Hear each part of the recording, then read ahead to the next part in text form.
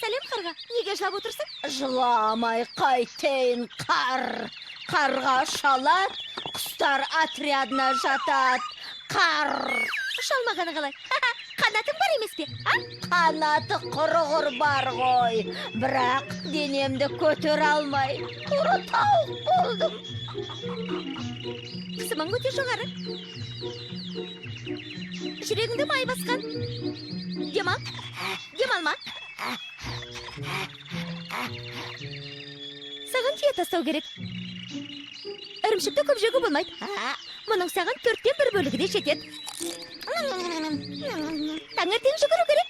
Айтуға оңай, таңғы ұйқымды қимайын. Шынымды айтсам, баяғы өмірімді аңсайын. Түлкіні сағындым. Сен алдап ірімшігіңді жеп жүрген қуды ма? Ол оңбағанда несіне сағынасың, сен түсіне алмаймын. Ол барда өмірім қызықты сияқты еді. Және диета сақтамай-ақ, жүгірмей-ақ сымбат дедім. Аққудай сылаңдап жүрген едім. Өзің қарға болсаң қалайша аққудай сылаңдайсың? Жарайды, солай-ақ болсын. Бірақ сен өткенде ғана бәріміздің көзімізше көйлегім көк, қарным тоқ, уайымым жоқ деп бөсіп отыр едің ғой. Қарға десем деген шығармын, бірақ түлкі байғұста керемет мақтап жібергенде, ірімшігімді қалай тастап жібергенімді білмей қалатынмын. Қазір міне ешкім мақтамайды да, алдамайды да, ірімшіктің бәрін өзім жеп семіріп кеттім. Түлкінің жүрісі анау, аш-жалаң ашыр. Оны аясаң, ірімшігіңді алып бар, мүмкін қайта достасасыңдар. Несі бар, алып берем. Өле жеп семіргенше бөле жеп арықтағаным артық. Ал сен күлме ұшқан, күлме досқа, келер басқа. Сен тіпті мақалшылда болып алыпсың ғой тіпті. Түлкімен дос болам деп ел жұртқа күлкі болып жүрме әйтеуір. Күлкі болсам, өз ертегім. Күлсе балалар күлер, тәрбие алар. Ертегінің мақсаты сол. Дұрыс айтасың қарға, әрбір ертегіден балалар дұрыс ой, ғибрат алулары керек. Скесі данышпаным.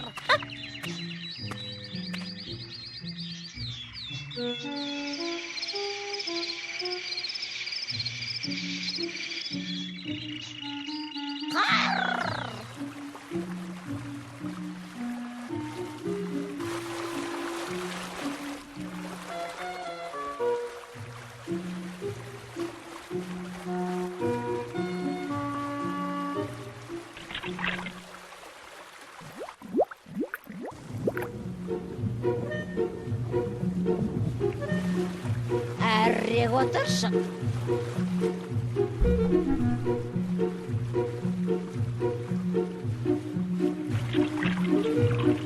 Қар.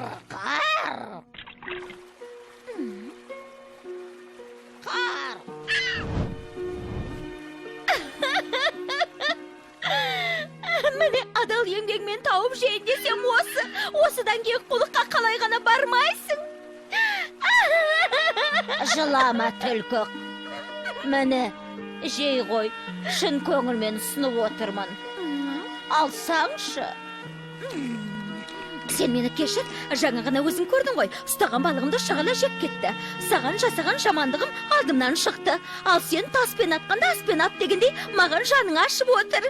Осыған не себеп, Түлкішек, сен болмасаң менің ертегім мағынасын жояды екен. Қарға мен түлкі қандай тамаша.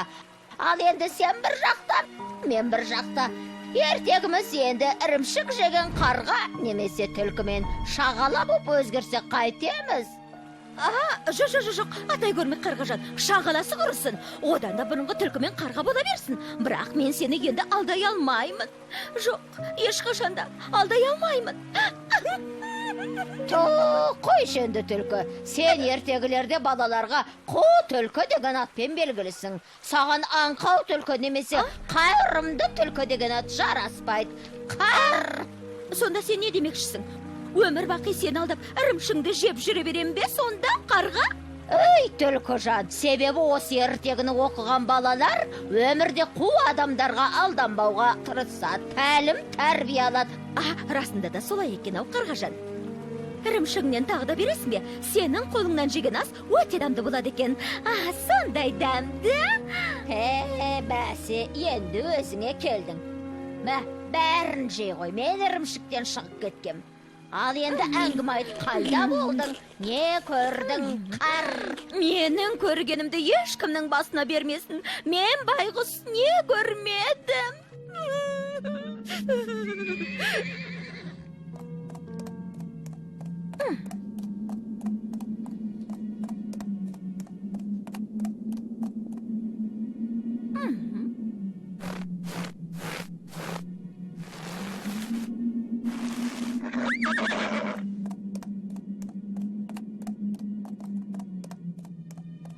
Тиме оған, ол менің балағым. Сен өзі қайдан келдің? Қарға мен түлкі ертегісінен, ал менің ертегімде не қып жүрсің? Жай, әшейін, бұл қай ертегі? Қасқыр мен түлкі? Көзіңді жоғалт, қане, бар қарғаға.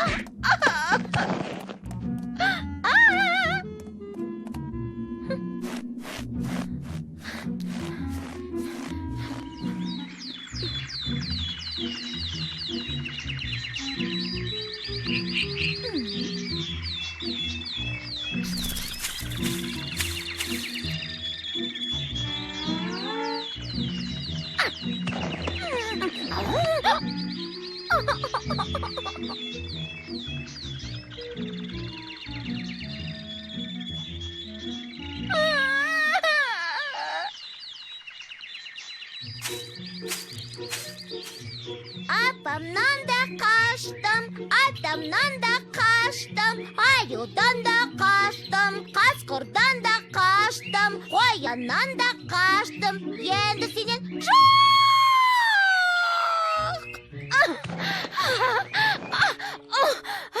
Сен кімсің?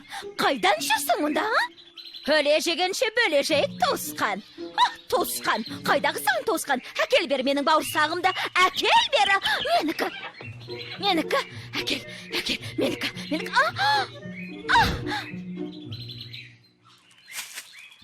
Міне, бәрі сенің кесірің, таласқанға талқан да жоқ. Бауырсақ қайда?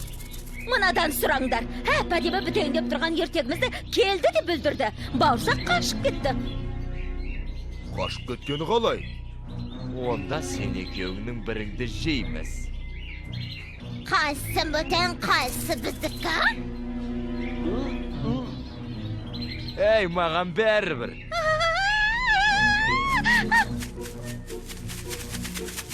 Міне, басқа ертегіге тұмсығыңды салуға болмайды. Қар, жетер түлкі. Кеттік ертегімізге барайық. Бәрін басынан бастайық.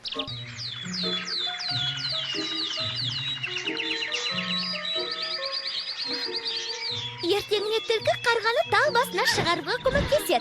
Өзі талдың артына тығылады. Қарға ірімшігін аузына тістеп түлкіні күтуде. Түлкі құлана күліп қарғаға көз қысады. Қарға да күледі. Қарға сонда қар кетті, ірімшік жерге сал кетті. Әс бітті,